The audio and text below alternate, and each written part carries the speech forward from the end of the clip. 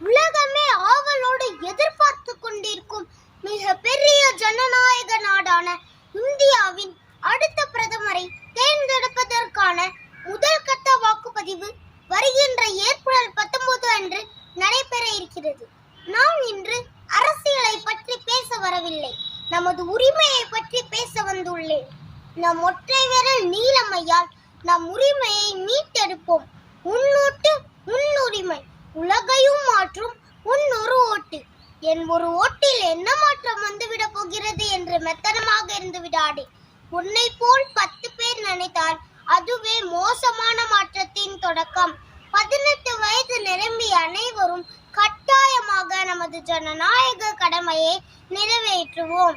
நமது தேர்தல் ஆணையம் தேர்தல் பணியினை செய்பவர்களுக்கு மட்டுமல்லாமல் 85 வயதிற்கு மேற்பட்ட இந்திய குடிமக்களுக்கும் மாற்றுத்திறனாளிகளுக்கும் தபால் ஓட்டு மூலம் வாக்களிக்கும் உரிமையை வழங்கியுள்ளது. ஆகவே இந்த பதிவை பார்க்கும் அனைவரும் மற்றவர்களிடம் விழிப்புணர்வை ஏற்படுத்துங்கள். இயற்கைக்கு மழைநீர் அவசியம், பிள்ளைக்கு தாய்ப்பால் அவசியம். நம் நாட்டு வளர்ச்சிக்கு 100% வாக்கு அவசியம். பிரியாணிக்கும் மதுவிற்கும் என் வாக்கு அல்ல.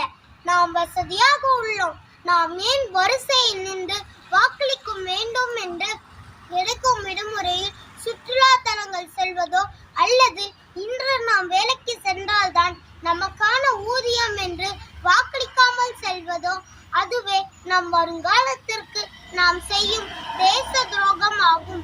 எனவே நாம் அனைவரும் கட்டாயமாக நமது ஜனநாயக கடமையை நிறைவேற்றுவோம். சீர்திருத்தம் வேண்டுமெனில் 1000 முறை சிந்தித்து வாக்களி. அதற்கு சன்மானமாக 1000 பெற்று வாக்களிக்காதே. ஓட்டு